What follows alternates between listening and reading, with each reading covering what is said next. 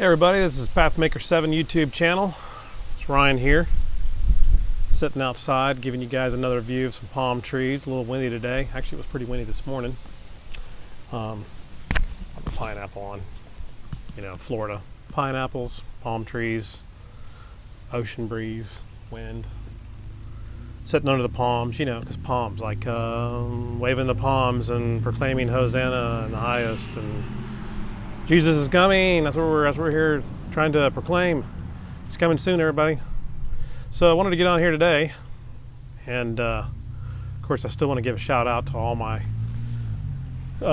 channels that I watch, and maybe you guys watch some of them, like Wackadoo and Samoan, who calls it the Whack Pack, and Dr. Barry Ott, the Fun Table, and God a Minute. Go Jesus Go, as he says, and so my family's had a saying for a while, so I thought I'm going to do mine. Let's get this road on the show, right? Or for all you SpongeBob lovers out there, get a dog with a loggy. That's a pretty good one. And anyways, I wanted to get on here and share a dream that I had this morning. Was not expecting it. Kind of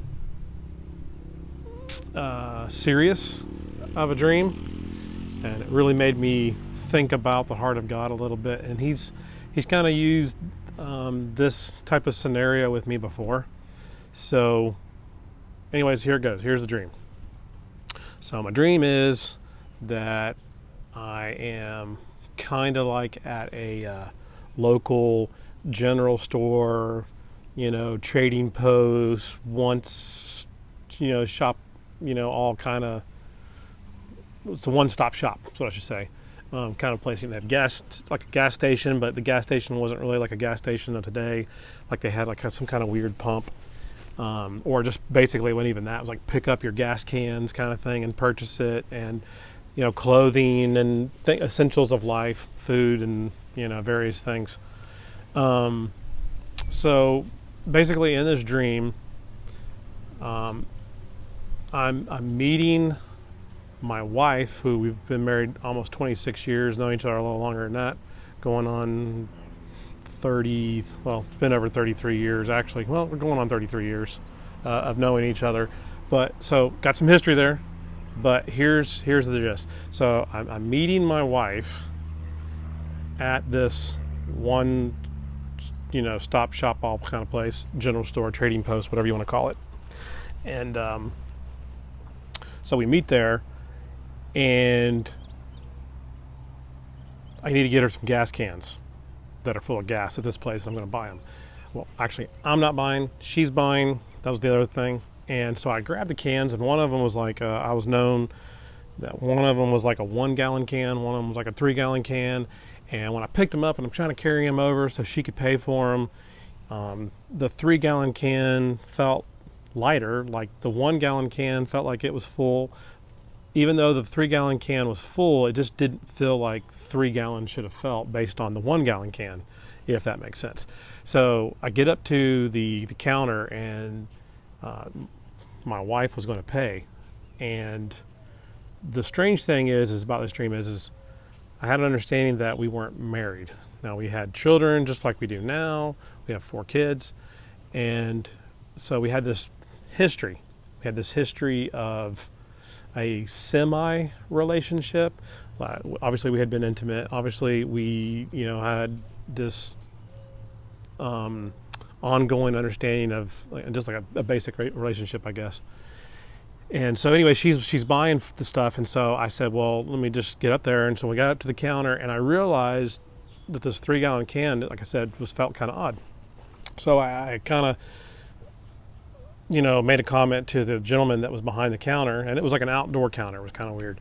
And so I opened up the lid, and I looked in the 3 gallon container, and I realized that there was like this gray styrofoam block that was inside the gas can. And, it's a plastic, one of those red plastic, 3 gallon gas cans. There's no way they could have chopped it, and put it in there and sealed it back up. So I was like, how in the world did they get that in there? But not important. It was just taking up space, and they were trying to charge for 3 gallons of gas, but there wasn't 3 gallons of gas in there. So I was going to make, I wasn't going to make a stink about it, but I was going to, bring it up and let them know that they were kind of cheating. And so the gentleman that was there didn't want it to be publicized or put in the media or have the news show up and make them look bad. So he's like, okay, just leave it here and go get another can or whatever, and we'll just get your can, we'll fill it up. So I go grab my wife's can, which again, she wasn't my wife in the dream, and she leaves and she's going to go do some shopping and other things and just wants to go about, and I'm just going to try and take care of this for her. So I grab her can. Here's the weird thing: the can was kind of like a more or less like a cardboard box with a white trash bag inside it that was going to hold the fuel. It was kind of weird, even though it had a little cap that you twist off. So I take it over and I go to this pump that wasn't like a normal pump. It had like a bigger hose on it, like more like a hose. It was more like a fire hydrant type hose. It was black, and the pump had like a weird switch on it. And so the guy's like, just put the hose in there, just fill it up. And they were agitated at me because I caught them in the act. So we're filling this thing up, and I'm like, there's just no way that this thing is going to hold the gas. It's going to fall apart. So it only took a few seconds to fill it up because the hose was so big. And so we get that done, and I start to carry this gas, and I'm realizing that the box is falling apart and this bag is not going to hold, it's going to burst. And I'm like, why in the world does she have this kind of can, and how in the world is she going to put this in her car? And so then I'm going to go look for her because I don't know where she went. And all of a sudden I start talking to a good friend of mine that I grew up with, who was actually the best man at my wedding. Now, remind you, I hadn't got married because in my dream she wasn't my wife, even though she is my wife in real life. And I'm just like, I'm standing in front of a mirror like I'm getting ready for a wedding. And I'm getting ready, and I realized that there was a woman that I had met at the end of that day, because it was getting towards the end of the day. That was the other thing. It was dark. It wasn't light outside. It was like the sun had already set, or it was setting when it started, then it just kept getting dark as it progressed. And I realized that this lady that I had met at the end of the day, who I hadn't even seen her, she was excited about us getting married, like it was an arranged marriage. But I had this connection to my wife now, but she's not my wife. And I looked at my friend and I said, you would have thought that we would have been married, like we were perfect for each other, and we had kids together and we had this life. And he's like, yeah, right. And but I'm still kind of weird because I'm excited about marrying this one that just met at the end of the day, but I hadn't even seen her face. We haven't even met face to face yet.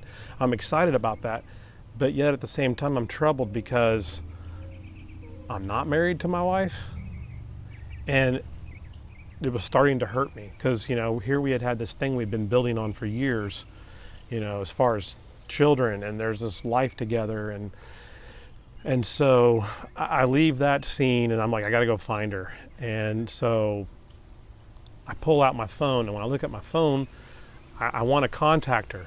I want to talk to her. I want to have this relationship, and I'm trying to talk to her, and I can't talk to her because my phone is off. So I'm like, well, if I turn my phone on, I'm going to be able to locate where she's at. So I turn my phone on.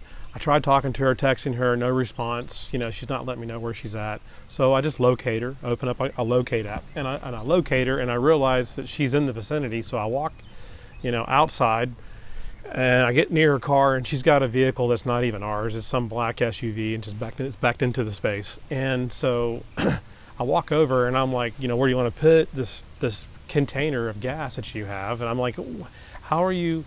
This thing's not even holding. It started the cardboard and stuff is starting to burst at the seams, and it's like starting to fall apart. And she just like opens up the back of the SUV and let's just put it in the back. And then I'm like, well, you can't go anywhere. There's no gas in your vehicle. And how are you going to get the gas into your vehicle?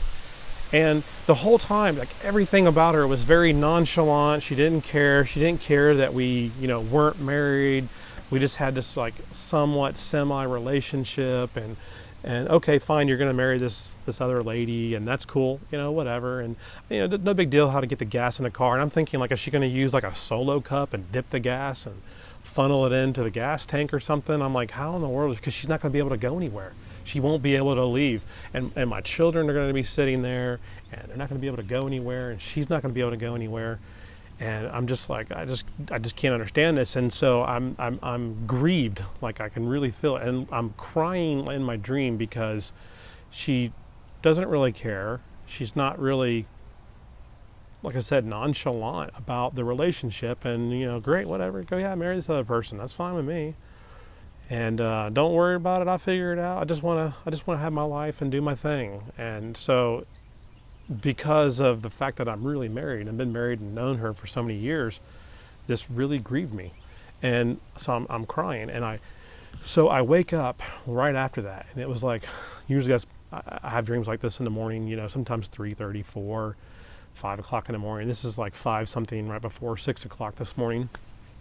And so I'm laying in bed, and I'm still kind of, you know, it's funny how dreams like that will just mess with you emotionally. And I was emotionally, you know, stressed. And I'm just laying there and I'm talking to the Lord, and I'm like, okay, Lord, that was a very bizarre dream. And I would have never have thought of something like that, you know, in a million years. And what are you trying to say to me? And so for a good, I don't know, it was over an hour. It was a good several hours this morning. I just was pondering this dream.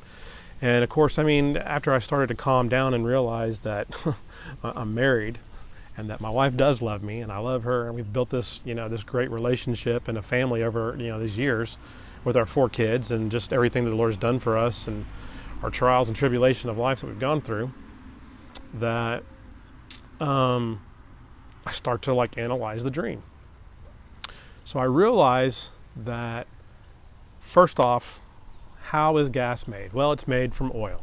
So automatically I'm thinking the perspective that God was giving me, which he's done this to me before, so that made me start to analyze it and realize that she was like this relationship with God. She was like, okay, the 5 wise virgins and the unwise virgins. And so I had like this one who kind of fit like a couple things. She was excited to marry me, even though she met me at the end of the day. And I'd never seen her face to face, and I was kind of excited about that. But there's also the, you know, Jesus had the parables of like, you know, even the workers at they came at the end of the day got the same wage. So a lot of different biblical things here that I viewed. And then my wife had that perspective of the unwise virgin who, you know, claimed to have a relationship and had built this relationship in her mind, and this is how things were, but she didn't really want to get married. She didn't really want to be married. She didn't care. And so because of that, her vessel or her wineskin that would hold the oil couldn't really hold it. It was bursting, you know, apart at the seam. And she was paying for it because I wasn't paying for it. So she was trying to go get her fuel, you know, her oil, so she could, you know, take her vehicle and move. But that didn't really bother her either. So like I said, everything was nonchalant. And then just the whole scenario of like this trading post, general store, one-stop shop thing reminded me of like to buy, sell. You trade, you won't be able to buy, sell, or trade unless you have a mark. And so these unwise virgins are going to go through that because they don't really have a relationship with the Lord. They're not concerned about their vessels that hold their lamps, oil, or the fact that they trim the wicks and they maintain their oil lamps because they know that the day is approaching and they're going to need, you know, their oil and their lamp as they see their bridegroom come. And so just these different scenarios that were going on that came very clear as I laid there and had a conversation with the Lord about it. But the Lord has done this to me. And of course, you know, there's no way in a magnitude that I would even have an understanding of how it feels to have people not really excited about the Lord or his coming or be watching for him. And as watchmen, you know, this has been my thing my whole life. And if you had seen my first video where I had a dream when I was 6 years old, my foundation has been set on the rapture, pre-trib rapture, and before things come on the earth that are, you know, going to be trouble. And of course, Jacob's trouble. So anyways, and then the real kicker to this. So I'm laying there and I'm like towards my wife, and I roll over towards my nightstand. And when I did, I looked at the clock, and I've been laying there for a while just having this conversation with the Lord because it was really just painful, stressful, and it made me understand how the Lord feels. But here's the kick. So I look at the clock, and the time was 7:25, and while I was looking at the clock, it changed to 7:26. Now, 7:26 on the clock, for those who have been watching and who have an understanding that the Strong's Concordance number for is it the Strong's Concordance? Anyways, the number for harpazo is 7:26.